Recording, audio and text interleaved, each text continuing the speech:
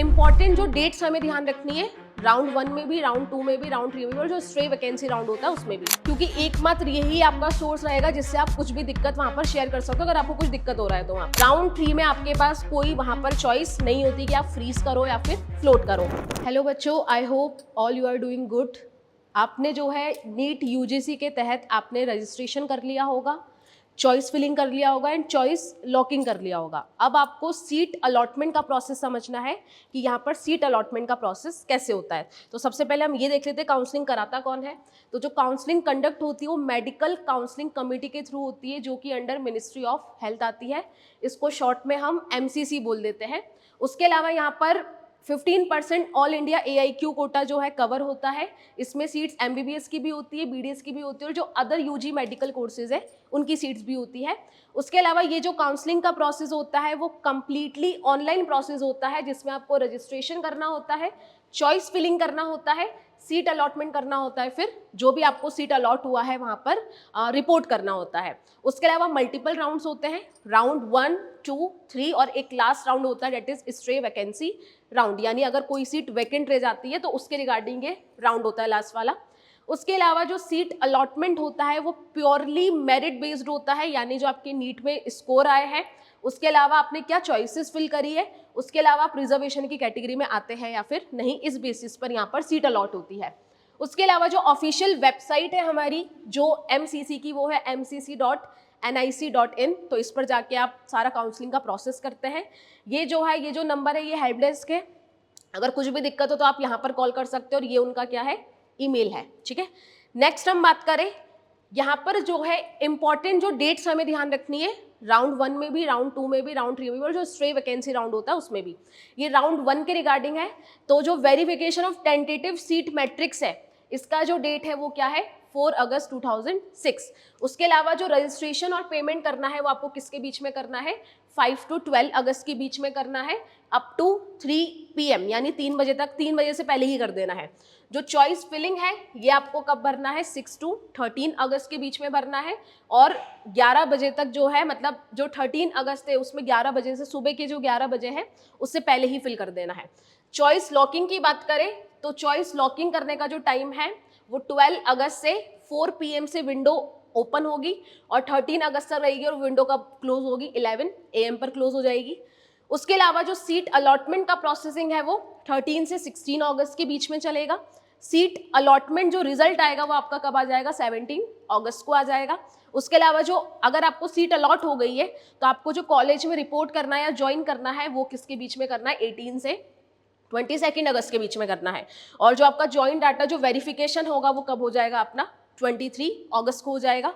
उसके अलावा हम राउंड 2 की बात करें तो राउंड 2 में जो सीट मैट्रिक्स वेरिफिकेशन है इसका डेट है 24 अगस्त। रजिस्ट्रेशन एंड पेमेंट का जो डेट है वो है 25 से 29 अगस्त। चॉइस फिलिंग और लॉकिंग का जो डेट है वो आपका 25 से 30 अगस्त है। सीट अलॉटमेंट का जो रिजल्ट है वो 2 सितंबर है, और जो रिपोर्टिंग करनी है वो आपको 3 से 8 सितंबर के बीच में करनी है। राउंड 3 की बात करें तो इसका जो सीट मैट्रिक्स वेरिफिकेशन है इसका डेट 10 सितंबर है। रजिस्ट्रेशन एंड पेमेंट का डेट 11 to 15 सितंबर है। चॉइस फिलिंग एंड लॉकिंग का डेट 11 to 16 सितंबर है। सीट अलॉटमेंट रिजल्ट जो आएगा आपका 18 सितंबर को आ जाएगा, और जो रिपोर्ट आपको करना होगा वो 19 से 26 सितंबर के बीच में रिपोर्ट करना होगा कॉलेज में। उसके अलावा स्ट्रे वैकेंसी राउंड की बात करें जो फाइनल राउंड होता है, इसके बाद कोई राउंड नहीं होता है। रजिस्ट्रेशन और चॉइस फिलिंग का जो डेट रहेगा इसमें 28 से 30 सितंबर रहेगा। उसके अलावा सीट अलॉटमेंट जो रिजल्ट आ जाएगा वो आपका 3 अक्टूबर को आ जाएगा। रिपोर्टिंग एंड ज्वाइनिंग जो रहेगा आपका 4 से 10 अक्टूबर के बीच में रहेगा। उसके अलावा कोई फर्दर यहाँ पर जो है बाद में, मतलब जो काउंसलिंग है वो प्रोसेस नहीं चलता, फर्दर राउंड यहाँ पर नहीं आते हैं। नेक्स्ट हम बात करें सीट अलॉटमेंट का प्रोसेस क्या होता है, तो सबसे पहले एक एक करके इन पॉइंट्स को हम धीरे धीरे डिस्कस करते हैं ताकि आपको यहाँ पर अच्छे से क्लियर हो जाए कि प्रोसेस कैसे चलेगा। सबसे पहला प्रोसेस है लॉगिन करना और जो सीट अलॉटमेंट रिजल्ट है उसको चेक करना। तो सबसे पहले आपको लॉगिन करने के लिए जो mcc.nic.in है उस वेबसाइट पर जाना पड़ेगा। उसके अलावा वहाँ पर आपको लॉगिन करना पड़ेगा, जो भी आपका आईडी है उससे लॉगिन करना पड़ेगा, और वहाँ पर पासवर्ड पुट करना पड़ेगा, और आपका जो रजिस्टर्ड मोबाइल नंबर है उस पर OTP आएगा, और उसके बाद जो है 2 फैक्टर ऑथेंटिफिकेशन वहाँ पर कंप्लीट करना है। उसके अलावा फिर आपको डैशबोर्ड दिखेगा, वहां पर हमें जाना है सीट अलॉटमेंट रिजल्ट पे जाना है। तो वहां पर आपको roll number, round number, allotted institute, program या फिर जो आपका नोडल ऑफिसर का जो कॉन्टैक्ट है वो ध्यान रखना है। अगर आपको सीट अलॉट हो गई है तो जो नोडल ऑफिसर जो कॉन्टैक्ट है वो आपको उसके सारे जो फोन नंबर दिया होगा, उसका ईमेल एड्रेस दिया होगा, सब नोट कर लेना है, उसके स्क्रीनशॉट ले लेना है, क्योंकि एकमात्र यही आपका सोर्स रहेगा जिससे आप कुछ भी दिक्कत वहां पर शेयर कर सकते हो अगर आपको कुछ दिक्कत हो रहा है तो वहां पर। उसके अलावा यहाँ पर जो है जो की इन्फॉर्मेशन आपको अलॉटेड लेटर में मतलब वहां पर दिखेगी, एक तो अलॉटेड कॉलेज दिखेगा या फिर इंस्टीट्यूट का नेम दिखेगा। उसके अलावा कौन से कोर्स के लिए, प्रोग्राम नेम के लिए क्या आपने चूज करा है वो आपको शो होगा। उसके अलावा कैटेगरी और जो कोटा ऑफ सीट है वो दिखेगा वहां पर। उसके अलावा जो नोडल ऑफिसर का नेम है, उसका मोबाइल नंबर और ईमेल दिखेगा। उसके अलावा राउंड वाइज अलॉटमेंट सीट्स आपको वहां पर दिखेगी। नेक्स्ट हम बात करें विलिंगनेस ऑप्शन कि आपको फ्रीज करना है या फ्लोट करना है।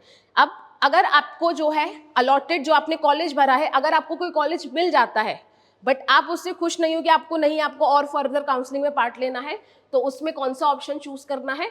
फ्लोट। अगर आप उस अलॉटेड कॉलेज से खुश हो तो वहां पर आपको कौन सा ऑप्शन टिक करना है? फ्रीज वाला। ठीक है, तो फ्रीज में you are satisfied with the allotted seat, कि आप सेटिस्फाई हो जो आपको सीट अलॉट हुआ है। उसके अलावा आप फर्दर राउंड में पार्टिसिपेट नहीं करना चाहते, ये फ्रीज का मतलब होता है। उसके अलावा जो आपकी सीट है वो कंफर्म हो जाएगी और फिर आगे क्या करा जाएगा, आपका डॉक्यूमेंट वेरिफिकेशन करा जाएगा। उसके अलावा choose this if you are happy with current allotment, यानी आपको ये वही चूज करना है अगर आप अपने अलॉटमेंट से खुश है, यानी आप सेटिस्फाई है। फ्लोट क्या होगा? You want a better college और कोर्स, कि आपको बेटर कॉलेज चाहिए या कोर्स चाहिए, तो उसके लिए आपको फ्लोट टिक करना है। You want to participate in next round, आपको नेक्स्ट राउंड में पार्टिसिपेट करना है। उसके अलावा current seat is retained until better option is allotted, तो जो करंट सीट है वो रिटेन हो जाएगी जब तक बेटर ऑप्शन अलॉट नहीं होगा। उसके अलावा ये जो फ्लोट वाला राउंड है ये राउंड 1 में भी एप्लीकेबल है और राउंड 2 में भी अवेलेबल है। राउंड 3 में आपके पास कोई वहां पर चॉइस नहीं होती कि आप फ्रीज करो या फिर फ्लोट करो। अब यहाँ पर अपनी विलिंगनेस कैसे सबमिट करनी है, तो जब आपने अपना रिजल्ट देखा है तो वहां पर एप्रोप्रिएट ऑप्शन सिलेक्ट करना है कि आपको फ्रीज करना है वो चॉइस या फिर फ्लोट करना है। उसके अलावा आपको वहां पर आपका पासवर्ड मांगेंगे, वो आपको फिल करना है।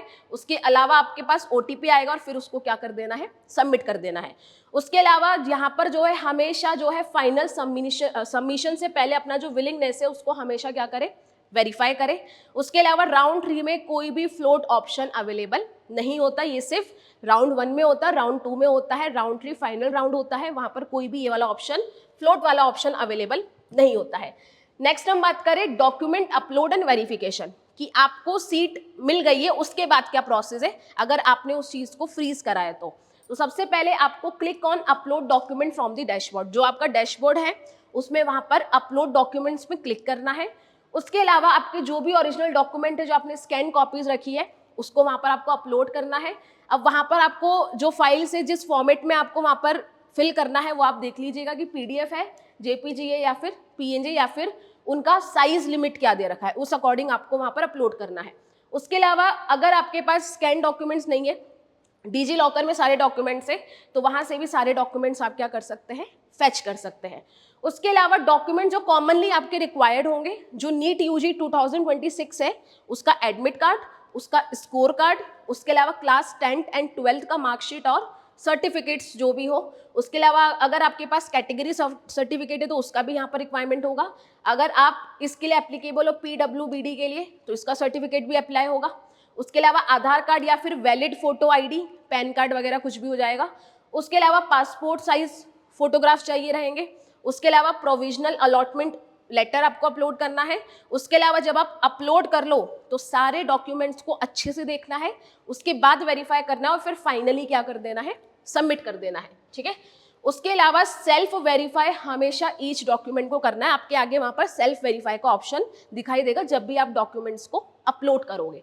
उसके अलावा कुछ भी मिसमैच हुआ तो सीट कैंसिलेशन आपका हो सकता है, तो बहुत ध्यान से हमें डॉक्यूमेंट्स को अपलोड करना है।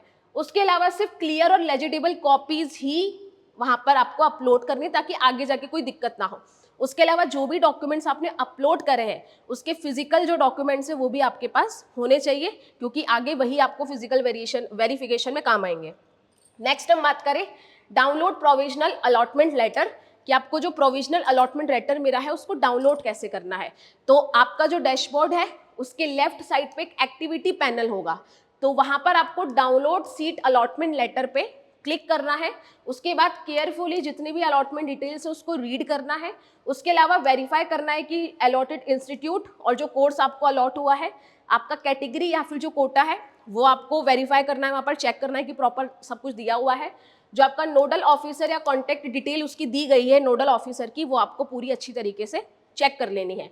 उसके बाद जो है यहाँ पर डाउनलोड कर लेना है और पीडीएफ को सक्सेसफुली क्या कर लेना है, सेव कर लेना है। उसके अलावा ये जो आपका प्रोविजनल अलॉटमेंट लेटर है इसकी मल्टीपल कॉपीज निकाल लेनी है, और ये जो लेटर है जब भी आप इंस्टीट्यूट में ज्वाइन करने जाओगे तो ये मैंडेटरी होगा, ये आपको लेकर जाना है। उसके अलावा बिफोर रिपोर्टिंग चेकलिस्ट, रिपोर्टिंग से पहले आपको क्या क्या चेक करना है जब आप कॉलेज में रिपोर्ट करने जाओगे, तो प्रोविजनल अलॉटमेंट लेटर आपके पास होना चाहिए, NEET score card and admit card आपके पास होना चाहिए, क्लास 10th और 12th का मार्कशीट आपके पास होना चाहिए, कैटेगरी अगर है तो उसके लिए सर्टिफिकेट, और पीडब्ल्यूबीडी के लिए एप्लीकेबल हो तो उसका सर्टिफिकेट आपके पास होना चाहिए। फोटो आईडी प्रूफ होना चाहिए, आधार कार्ड, वोटर आईडी या फिर पैन कार्ड। उसके अलावा 8 से 10 पासपोर्ट साइज फोटो आपको वहां पर लेके जाने हैं। उसके अलावा जो फी पेमेंट प्रूफ है, आपने जो रजिस्ट्रेशन करके जो फी फिल करा होगा, मतलब जो फी दिया होगा, वो आपको उसका प्रूफ वहां पर लेके जाना है, और जो मेडिकल फिटनेस सर्टिफिकेट है ये भी आपको वहां पर लेके जाना है।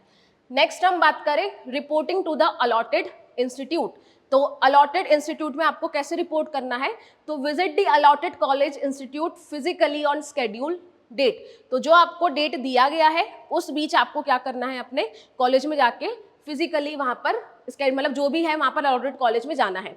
उसके अलावा जितने भी ओरिजिनल डॉक्यूमेंट्स हैं वो लेके जाने हैं, और सेल्फ अटेस्टेड कॉपीज भी आपको वहां पर लेके जानी है। उसके अलावा meet the designated nodal officer, contact detail from the allotment letter, तो जो भी आपको अलॉटमेंट लेटर में नोडल ऑफिसर दिया गया है उनसे जाके वहां पर कॉन्टैक्ट करना है। उसके अलावा अपने डॉक्यूमेंट वेरिफिकेशन का प्रोसेस वहां पर कंप्लीट करना है। उसके अलावा जो भी as per the institute norms जो भी फीस वहां पर एप्लीकेबल है वो उनको पे करनी है। उसके अलावा अदर फॉर्मेलिटीज जो मेडिकल टेस्ट होंगे, एंटी रैगिंग एफिडेविट वगैरह, जो भी वहां पर उस पर्टिकुलर कॉलेज के रिगार्डिंग चीजें होंगी, उन फॉर्मेलिटीज को क्या करना है, कंप्लीट करना है।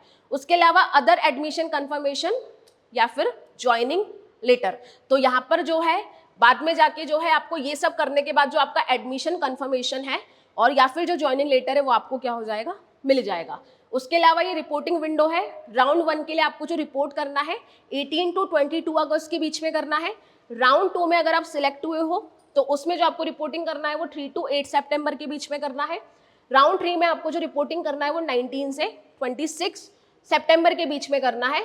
स्ट्रे जो राउंड है, लास्ट राउंड, वेकेंट राउंड, उसमें 4 से 10 अक्टूबर के बीच में आपको क्या करना है, वहां पर रिपोर्ट करना है। ठीक है, नेक्स्ट हम बात करें एक और चीज, failure to report within the stipulated time में result in cancellation of allotted seat, no extension is usually granted, तो आपको जो टाइम ड्यूरेशन दिया गया है उसी टाइम ड्यूरेशन में आपको जाके टाइमली वहां पर जो है अपने आप को मतलब अलॉटेड कॉलेज में जाना है, वरना आपका जो सीट है वो क्या हो जाएगा, कैंसिल हो जाएगा, फर्दर एक्सटेंशन वहां पर नहीं होगा।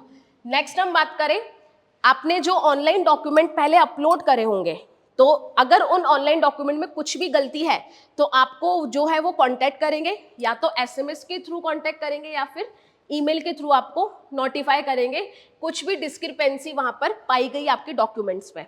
उसके अलावा इसके बाद क्या करना है, आपको अपने अकाउंट पे वेबसाइट पे जाके लॉगिन करना है, होम पेज पे जाना है और वहां पर व्यू एंड रिमूव डिस्क्रिपेंसी पे क्लिक करना है। उसके बाद आपको स्क्रॉल करना है, लिस्ट ऑफ अपलोडेड डॉक्यूमेंट्स में आपको स्क्रॉल करना है और वहां पर आइडेंटिफाई करना है, चेक करना है कि कौन सा डॉक्यूमेंट गलत डल गया है, क्या दिक्कत आ रहा है उस डॉक्यूमेंट में।